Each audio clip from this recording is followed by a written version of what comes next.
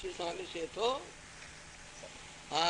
उनखे लोह चढ़ो सोन चढ़ो सभु पर वंवार दृष्टि में सोन खे सोन करे थो ॼाणे जयराम जी की हा रोटी बि खाईंदो रोटी खा नथो त कीअं था मायो ईअं शरीर पियो हले कीअं गिरस्थ में त्याग में साईं तूं असां अहिड़ी का ॻाल्हि ॿुधाए मोह ममतनि रहे मोह ममता जो रहंदो हीअ भॻवान जो जेके सिठियूं था ॾिसो प्रकृति ताईं भॻवान जो महल आहे असीं भॻवान जे महल में वेठा टपड़ टाड़ी की टपड़ टाड़ी सभु हुननि जा असीं पाण खे अजनि सम्झ मोह ममतो वरी छाजो भॻवान जे घर में वेठा आहियूं हे सभु घर आहिनि भॻवान जा तूं खणी आयो आहीं छा खणी कुझु वेंदे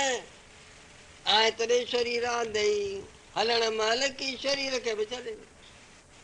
श्री राम भक्ति भाव जी ॻाल्हि वरी हले पई जयराम जी की कर्म जी महल कर्म गीता की गीता ॿुधाए थी कर्म जी जॻह ते कर्म श्रेष्ठ भक्ति जी जॻह भक्ति श्रेष्ठ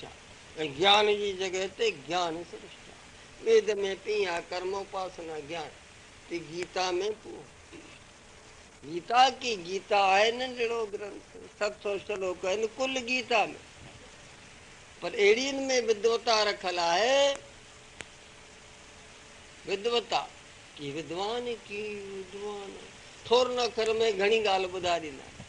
कि कृष्णचंद्र विद्वान हो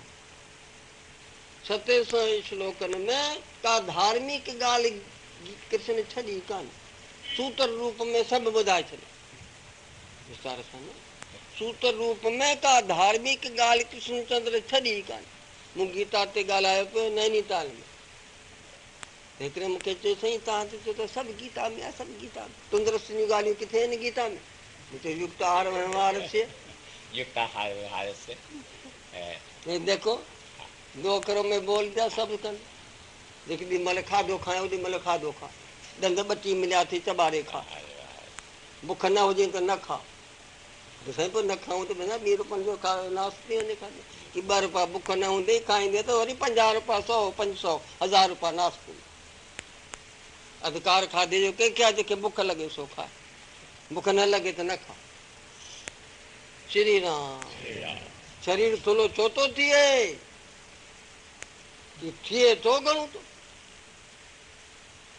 चॿारे करे खा 2 ॾंद अथई भॻवान ॾिना आहिनि न चॿारे खाईंदे त पाप थो थिए रुॻो ॾिसण लाइ न अथई छा तूं वेठो चॿारे गिड़काए रावटी करे पर ॻाल्हियूं वेठा कनि अॼु तो गुने मां युक्ताहार विहारस्य युक्त चेष्टस्य कर्मसु युक्त स्वप्नावबोधस्य योगो भवति दुःखः इसका प्रकाश बस वही बात चल रहा है खाधो खाए योगी थी सुखी थी न जेॾी महिल निंड करणी आहे त निंड कर सवेरो थी सवेरो योगीअ खे जो पहिरियों वक़्तु आहे सो जागणु खपे पोयों वक़्तु जागणु खपे बाक़ी विच में खाधो की खाधो कम खा गम खा सिंधी चवंदा कम खा अरे साईं भुल न कई भुल न कई त तॾहिं त सहंदीअ जा सहंद भुल न कई अचे तॾहिं हा पोइ ग़लति फहमी हूंदी त पाण उहो चवंदा अड़े हिन वीचारे त ॾोह कयो कोन हिन माईअ त ॾोह कयो कोन बसि असांजी ग़लति पोइ अमी माफ़ कजे मां हा असांजी ग़लति श्री राम कम खा गम खा खाधो को चङो सवारो पुलाव हुजे तॾहिं बि घटि खा हा बुख सदाई बुखियो रहो जे चङो भलो चाहे था थिया 5 गिरह वञा बुख हुजे त हथु जले न खा हलवो भलो की घटि खा हज़म जी शक्ति बि खपे रुगो खाधो जेको हज़म न थींदो उन ॾींहुं 5 साल ॿार ॿारे खां सवाइ न छॾींदो महाभारत में लिखियलु आहे जीअं पाप श्री राम हा त गीता ॿुधाए थी युक्त आहार व्यवहार हाणे आयो आहे खाधो घणे थो खाए 12 बजे आयो आहे 3 बजे तो खाधो खा साईं मां काई कान्हे ग्राहकनि खे बीमार थींदो की न कुर्सी ते तो वेह आसन ते तो वेह पर खणी पंध जो कंदा हलूं हा तीअं अर्जुन हलूं पंध करण साईं दादा कावड़ दादा ई कावड़ कंदो तूं छा श्री राम जेको गाॾीअ ते तो वेह कसरत नथो करे पंध वग़ैरह कसरत नथो करे की न पूरी ॼमार हुनखे मिलंदी न निरोग रहे मां जाकी मां जे घर में कम कारियूं कहिड़ो थो कर पर जेका चवंदी ए नरेश ए रघुनंदन माता जी हम सब्जी लेने जाते जरा गिलास पानी का